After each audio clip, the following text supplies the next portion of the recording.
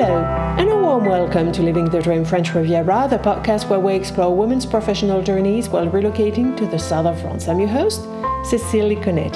Today I'm joined by Dana. Originally from Ukraine, Dana spent over 20 years in London building a successful career in high-end fitness and wellness, working within some of the most prestigious settings. 3 years ago, Dana relocated to the French Riviera with her family, drawn by the promise of a different rhythm of life and an opportunity that unexpectedly never materialized. Arriving with no French, no guaranteed job, and at a time of deep personal and geopolitical upheaval, Dana found herself at crossroads. What followed was a powerful process of reinvention. Today, Dana is building her own yoga and wellness practice on the Riviera, creating retreats, cultivating community, and redefining what success, balance, and sustainability truly mean. In this episode, Dana shares her experience of starting over professionally, navigating language and administration, building a wellness business from scratch, and learning to listen to the body, to intuition, and to life itself. But before we begin, a quick note on the sound. This episode was recorded in a yoga studio, a beautiful open space, but one that comes with a little extra echo. Thank you for understanding, and I hope you'll still enjoy the conversation as much as I did. Dana, thank you so much for joining us today. I'm really looking forward to hearing your story, what brought you to the Côte d'Azur after so many years in the UK, and how that move eventually led you to create a new chapter around yoga and wellness. Let's understand how it all started. When did you move to the Riviera, and where were you coming from, and what was life like at the time?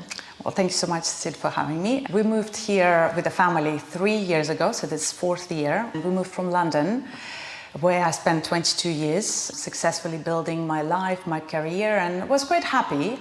But the idea of really flourishing was quietly waiting. And when the opportunity came to come actually and open a very elegant fitness club with a yoga studio, we jumped on the opportunity. Unfortunately, the investor pulled out. That left us a little bit in a limbo of decision making, whether we stay and try something on our own or go back to UK. And we decided to take the plunge and stick around. I have no regrets in a long sort of looking back at it, really. But there were quite a few challenges, needless to say. It was the beginning of the war in Ukraine. I'm Ukrainian originally.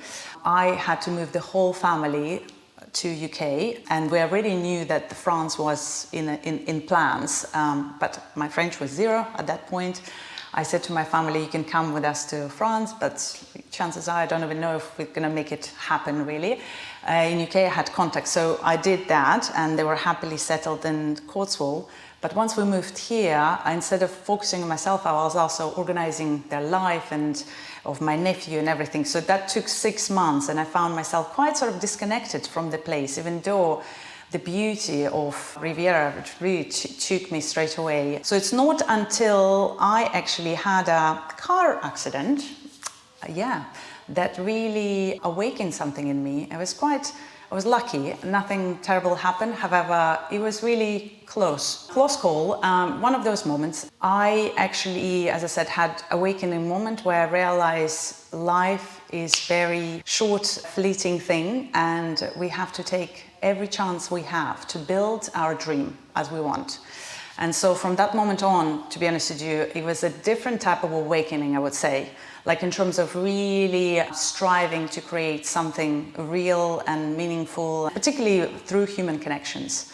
So it's something that I had built as well in UK. However, London is such a big city, and you end up sort of spending hours going from one corner to the next, that there wasn't a chance to really create something along the lines of yoga base, a space to come, So it was for me just running between clients, busy city. I enjoy that, coffee, but totally, under that stress of the city, which I think partially was addicted to.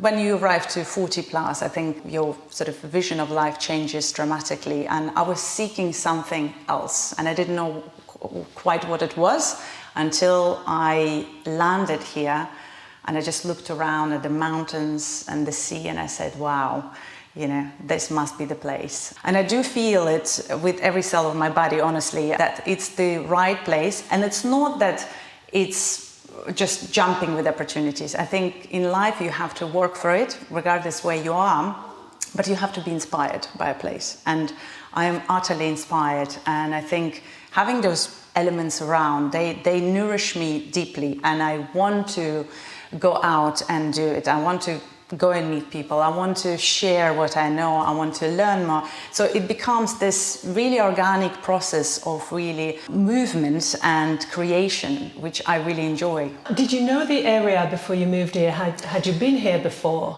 I came a couple of times to Cannes. I was fortunate enough in London to work with a few celebrities and few A-listers, and I was traveling around the world, so I worked on a few private boats as well. So I've been to Cannes, but briefly, just sort of like I would come ashore and wander through streets, but I didn't think much of it, and I never saw beyond sort of Cannes area, which I didn't think was anything that special. If you're not part of Cannes Festival per se, I think you sort of feel a bit of outsider anyway. It was, through different lens altogether when I arrived and really started to explore the area fully. So what was your impression of the area when you arrived, even though you were very busy with setting up your family and other problems, but what was your first impression of the region? Oh my God, I thought, wow, what a sunny, warm place full of palm trees and whisper of promise. I don't know, it was magical. Just to be able to see sunsets was, the dream. But however, first year wasn't, as I said, wasn't easy at all. Setting up the kids, making sure that they're happy. Relationship suffered as well because there was uncertainty and instability. So there was a lot to work on, but when you feel that there's enough for you to really plug and continue striving, I think that's important, to stick to your gut feeling. It led me to a place where now in more harmonious place, there's always something. It's like life, you're juggling. For a moment it's good and it's one ball on the floor. So yeah, it's the art of balancing things. It's always the hardest. So you arrive here with a promise of having a job, but it doesn't happen. Yep.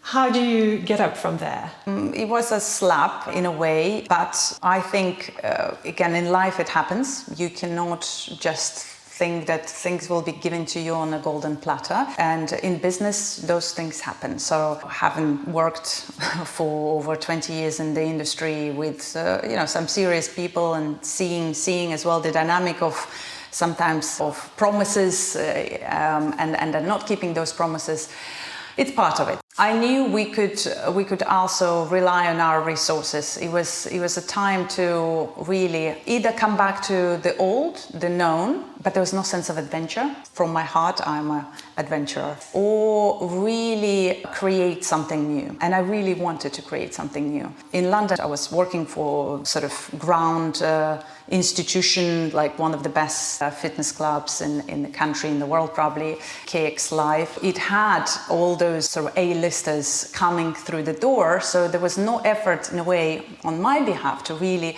go in and find clients. They were just coming to me, whereas I found myself really searching deep into my soul, How does one create community? How do you expand and make it sustainable, obviously? And I'm still in the process of building it, by far not in a thriving business, but it's growing slowly but surely. And I've got great feedback and I've got great support, and I couldn't wish for better. You arrive with no French. Did you expect this area to be international? Is this something you knew before? Did you know you could do without French here? No, I did take French lessons, and I was under a lot of internal pressure, actually. I thought if I don't speak French fluently, I'm not going to survive. Even in terms of teaching yoga, I had to go into script in French, and I was like, oh my God, will I ever really get my head around, because everything comes so naturally in English, even better than in Russian or Ukrainian. It's not until My first client was a lady from Australia. And I was like, okay. And then the next was a lady from London. And then surely, slowly but surely, you know, like all expats started coming through the door. And I was like, oh, that's interesting. And I realized there was a niche for English yoga teachers in Côte d'Azur. And I was like, well, what a luck. Needless to say, my progress with French declined, but with a good sort of like, I suppose, balancing side of things. So I still can get by on social level or with the doctors and etc. It's all right, but it needs to be improved dramatically. And I would love to. I mean, that's definitely my goal, to get to that level, to fluidity and speaking and understanding everything. Because out of context, I'm like, oh, I'm just guessing. Did I not hear or shrug? Yet all administrative is in French. How do you deal with administration? How did you create your own structure, wherever you pay? Yes, I take deep breaths. Yes, it helps. Once it comes to administration, whether it's English, French or Russian, I think immediately our nervous system goes into fight-flight. So it's really important to actually calm down and look at the text again, or the questions or whatever it is, the instructions, with calm. And the calmer you are, the more chances you've got to figure it out. So obviously also Google Translate helps, but when I'm in a situation where I can't use any of that, I do, as I said, just calm myself down. If I need, I read a couple of times and I do get to the core of it. But it is a struggle. Look, I mean, everything is different in France. Even being self-employed, doing tax returns, I mean, it's very different from how I used to conduct myself in England. You're having to adjust and sort of be, okay, it's a slightly different world. But then again, there are obviously pluses on the other side. I do think the healthcare, for instance, is definitely compensates for everything that you have to pay in France. You sort of go, okay, well, I'm happy with this. So just have to work harder. Do you think your first relocation helped you with this relocation? Absolutely, absolutely. I think in fact the more you move, the more you relocate, the more immune you are to those challenges. It is incredibly difficult, I think, to move, let alone move the family. When you're moving as a student, you have an opportunity to create that network of friends. You dive into the same study of something, a subject, right? So it's common ground. As an adult, it's a completely different, ball game. You end up, if you're lucky to have maybe children that go to school, rely again on the school maybe and make contacts with the parents, which is very helpful. But I think if you don't have that network, then it becomes very difficult. You have to really sort of practice getting out of your shell and making contact with people. Some people find it challenging to make a career in wellness sustainable here. What have you learned about building a stable practice, or you're still in the process of it, maybe? I don't think there is a particular place in the world where you could say, oh, this is it. This is the golden grail or whatever of wellness, where you can just arrive and everything is given to you. I think it has great potential. I run retreats now. I've done 2 so far successfully. And I used to run retreats in England. So in comparison, I just want to say I used to work with top professionals. We had incredible contacts and we struggled to sell retreats in England. In beautiful locations as well, in the countryside. And I think the reason being is if you have money and time to spend, and you compare, or do I spend my money in England, in a rainy England, or do I go to France and do hike in the mountains? No brainer, So my first retreat, I was just sort of thinking, let me just see what happens. And I just put a little thing online, and within a month 70% was sold out within just my close proximity of clients, which is shocked. And I just think it's because everyone from big cities craving sunshine, craving connection with the nature. So as I said, from that point of view, those elements here, they're just breathing that energy, very special. You need very little, in fact, to add and to connect in order to make it work. So in terms of retreats, I do feel there is more potential with people coming from abroad versus recruiting people locally, that I've noticed, or one-day retreats. The lifestyle is really different here compared to London, Vienna, Paris and Amsterdam. I've had clients basically flying from big cities and all just saying, oh, how wonderful, how brilliant, we so just feel, in heaven. Whereas here, maybe because the rhythm already is a little bit better and they find a balance between work and rest, maybe that. Or maybe they not quite catch up with the fact that women in big cities spend money on themselves, on personal development and things of that nature. So it's a dual thing. But in terms of just yoga practice and making it sustainable, look, it is difficult. It is difficult. There is competition. However, there's less competition here than in big cities where you have low-cost gyms that offer great selection of classes. So you can be paying, around 40, 50 pounds a month, and you go and do as many classes as you want. Whereas yoga classes are significantly more expensive. However, you're supporting obviously individual sort of business and also it's a completely different exploration of the subject, because the way I sort of prepare for my classes is a complete sort of story, where I weave through philosophy, elements of Chinese medicine. I try to make it as complete as possible to not only relax people, but to strengthen them, strengthen their mind. And I hope they feel that passion. And I think once you understand the difference, you obviously make a decision there. What do you want? Do you want to just go like, class pass, do a little stretch class, or you want something a little bit more deeper? So it's through social connections. I strongly believe one has to reach out in every way possible. I think the Ray-Bans had a slogan for a while called "Never Hide," and I think it's really true. The moment we go in, nothing happens. So we need to constantly be open to opportunities, basically. When you were in London, you were part of a structure. I would imagine it was quite easy in the way that you would go, you had everything organized around you, whereas here you have to organize everything, find a space, especially when you organize retreats, you're quite new in the area. How do you find the retreats? How do you find whatever you need to secure in terms of administration or insurance to go around it? You just by yourself. Yeah, it's challenging. It's challenging, but I love the challenge. And I never thought I had it in me. I always thought I was lacking those administrative skills, quite often shying away from organizing something myself. And also, if it's already there, why do I need to go and sort of create something? Now I research everything. I researched potential villas for retreats. I meet the people. I negotiate the price. I find the chefs to cook. I create menu.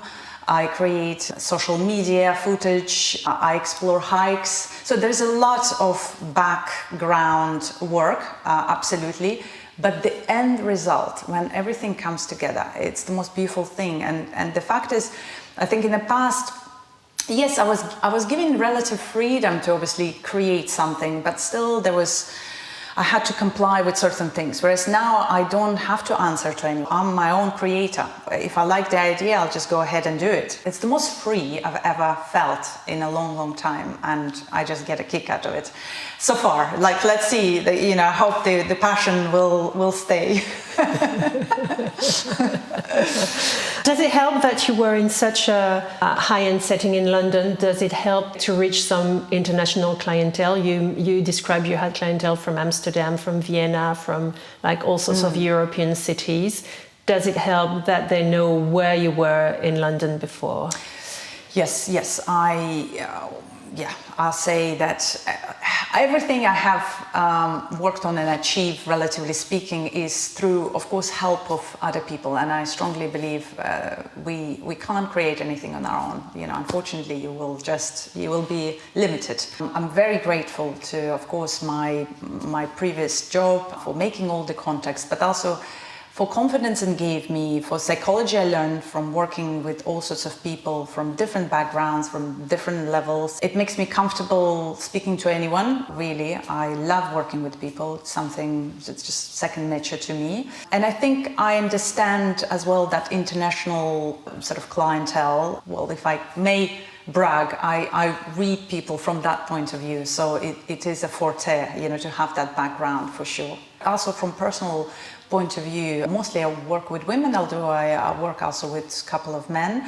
I think in the past I worked with more men, funny enough. Now I gravitate totally working with women, and I resonate a lot with women. There's that mutual exchange of everything. It's like this process of morphing into each other, or there's definitely parallel sort of expressions of being and feelings, because we speak the same language in terms of creating families, and then where our needs on the back of everything. That's what I'm talking about. Then beyond everything else, there is just that heart to heart, soul to soul understanding how to support, right, each other, whether it's through yoga, movement, breathing practices.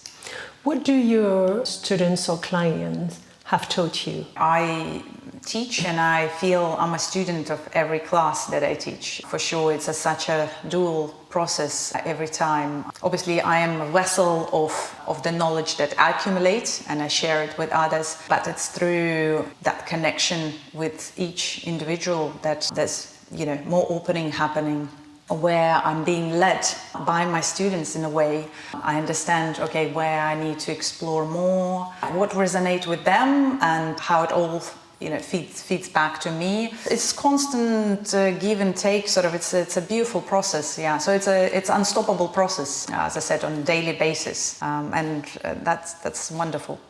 Great. This allows me to move to the next section, reflection and personal growth, and understand how this path has shaped you, not just professionally, but personally too.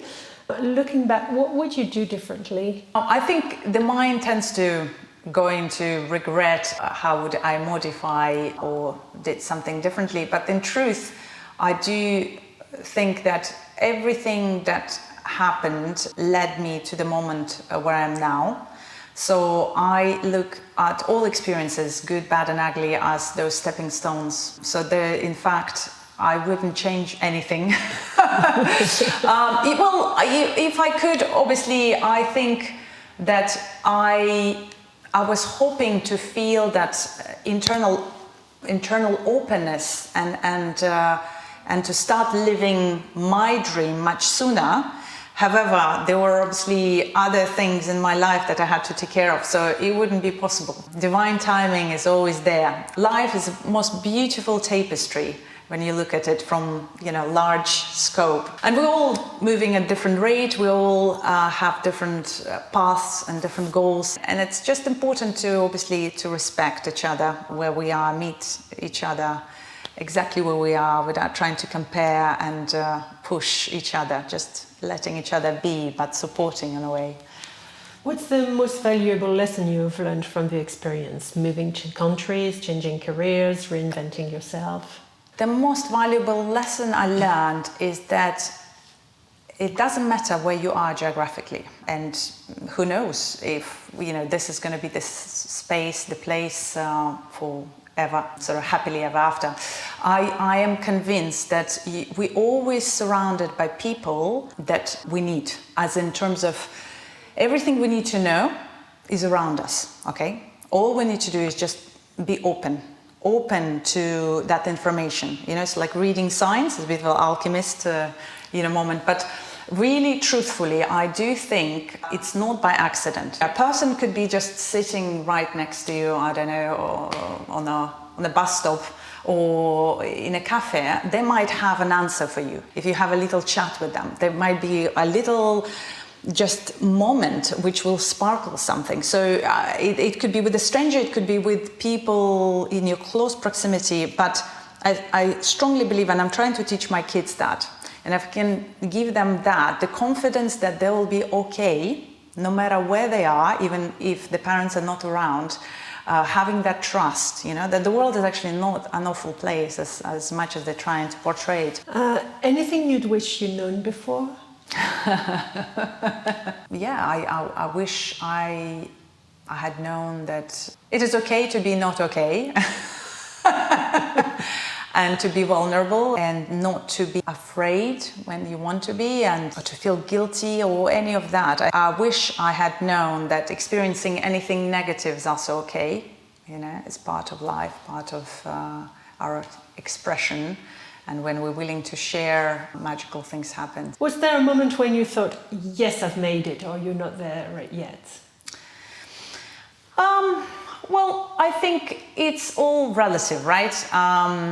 For somebody buying a private jet is, yes, I made it. And for someone flying their family to Mexican holidays, yes, I made it. If we're looking at materialistic value, however, I think I grew up in Ukraine and sort of, in the 80s, and it was part of Soviet Union. So it was really different times, in fact, really different world. And we went to very ordinary Soviet school, very grey. It was also very happy in other ways. But however, my school friend who lives in Vienna, she came to visit me, and we were sitting in one of those cafes and Carlton Hotel or something, or Majestic perhaps.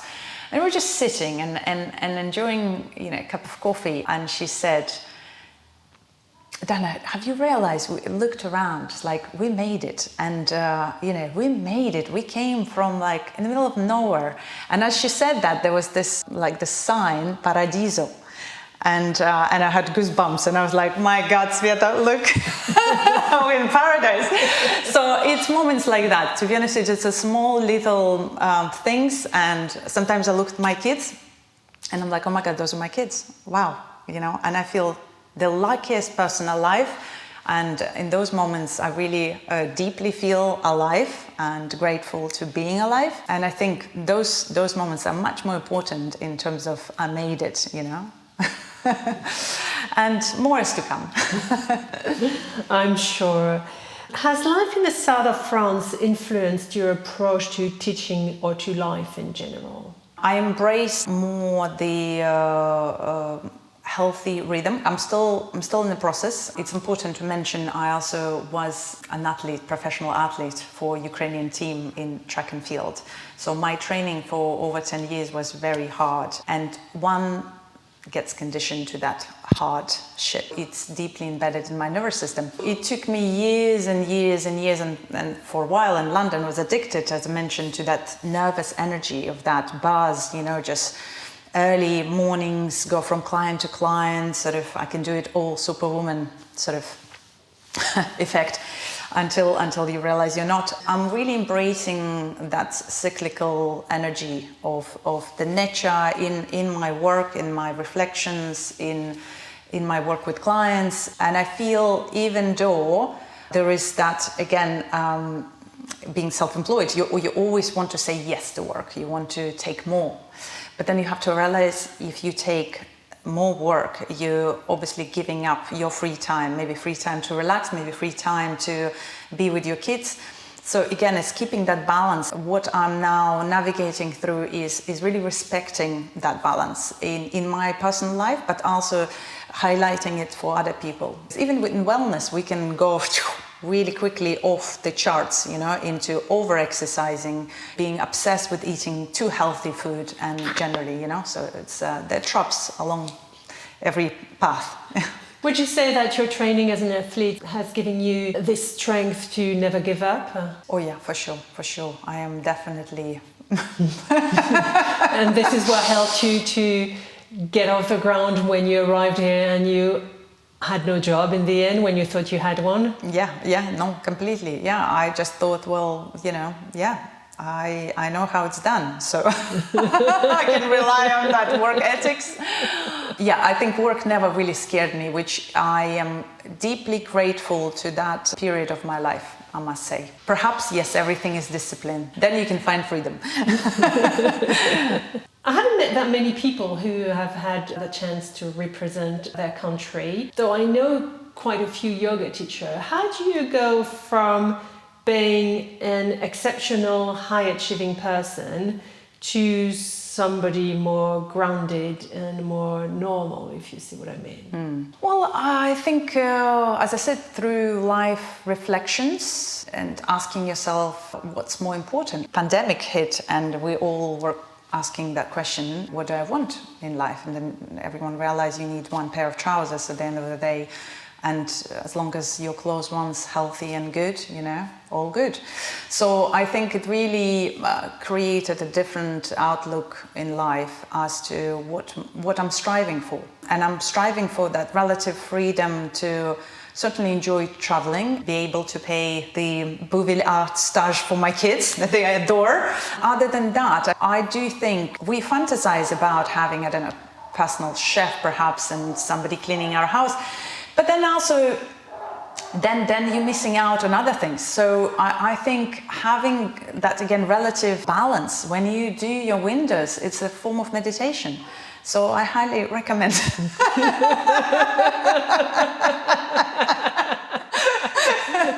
that movement. Exactly, yeah, wax on, wax off, yeah. No, honestly, something about windows. And then the after. I mean, when you see the difference, the reward is right there. Immediate satisfaction. It's not like Bitcoin. You invested and then you're like, oh my God, is it doing good or bad or what? And the result is predictable every time. Exactly, guaranteed. I think we can move to Riviera life today. I'd like to talk a little bit about life here on the Riviera and what it means to you today. We've seen with your friend that it could be paradise. I'd like to hear from you. Would you say that life on the French Riviera is as glamorous as people imagine? You know what? I think it's perhaps slightly exaggerated. However, it all depends what you do and what you're looking for, right? I think I arrived here looking for more of a connection with the nature, and I found that. So I rarely make my move into Cannes, but when I do find perhaps elements of glamour. Just recently I had a girls' hand weekend, international team. The girl flew from Austria, from Australia, Spain, London. And we had fabulous time, and it's like one of those places, wherever we went to Medusa. I would never go there in a million years, but it was fabulous. It was beautiful. It was gorgeous, and very glamorous people, and it was an experience. And I loved every second of it. But I'm happy to go back to the mountains, to Lutinier, and just look at the clouds and the 50 shades of green sort of things. Yeah, you can find many elements here. It depends on the lifestyle, on the job, and where you are in terms of your age as well. Bracket. And life comes in full circuit. Perhaps, when the kids are grown up and everything, maybe you want to come back to glamour again. Who knows? Keep your windows open. And clean. Yeah, and clean. What represents for you the most iconic place in the region? Apart from the obvious Cannes, which I think everyone is a bit surprised when they see the Cannes Festival building, the main building, right? It's a bit of a like, oh, okay. For me, it's the little medieval villages, I think. It's the history, it's those incredible shapes and Bougainville and all of that. To me, that speaks more to me than anything that really sort of wants to be glamorous in Riviera, I would say. I'm not a big fan of Monaco, I must say. I also had spent quite a bit of time and never could understand the place. Reminds me some parts of London that I try to avoid. So, but then again, perhaps there are little pockets that I'm not aware. So I'm happy to explore at some point. If life throws me that neck of the wood. But I would say, for me, I love Village Gordon and hikes that breathe so much beauty and freedom and just incredible. Or Saint-Césaire, not far away from where I live, is so many. I mean, there's so many, and you can just never get bored of exploring more and more, right? That's the thing, you know. It's an adventure. You have to be adventurous here. It's one of those places, your hidden gem. Yeah. Oh yes, absolutely. Yeah. How do you see the region evolving, both in terms of business opportunities and cultural life? Well, I think it's a great potential here. I think it's coming. It's coming. The whole development of the area, from little friendly meet-greet cafes with healthy juices and drinks, it's on the way, as well as, you know, more yoga studios. I see it in the current situation in the world, this being still a magnet for many people looking to relocate and who are seeking better lifestyle, better balance between work and life and enjoyment. So I think even though the French culture does tend to preserve with the right reasoning behind, I think it will meet a healthy medium where there will be more places that it will be just great for people just to hang out, and to enjoy. I'm looking forward to it. To be honest with you, I want to be part of it myself, because I see it as an open place, sort of like this, that combines the light, the wood, the stone, open to families, not only sort of the country club, not elite, but just, you know, that middle class sort of, you know, for people to enjoy. And I think that's we need that, again, the platform for exchange. Great, wonderful. Dana, thank you so much for sharing your story with us today. Your pleasure. path from discipline to mindfulness is such an inspiring reminder that change, when embraced with curiosity and courage, can lead to the most fulfilling chapters of our lives. Thank you. Well, thank you so much, Cecile. Thank you. A pleasure. Great. Thank you for listening to Living the Dream French Riviera. If you enjoyed this episode, please share it, follow the podcast and leave a review. It truly helps others discover these stories and keeps the project alive. You can find more about Dana and all my guests on livingthedreampodcast.com, where you'll also find a link if you'd like to support the podcast. Season 2 is currently in preparation, and I'd love to hear from you. If you have ideas, themes you'd like me to explore, or even suggestions for future guests, please do get in touch or leave a comment. Your input really matters. A heartfelt thank you to Claire Long, whose music brings warmth and emotion to every episode. I'm Cecile Connet, and this has been Living the Dream French Riviera. À bientôt!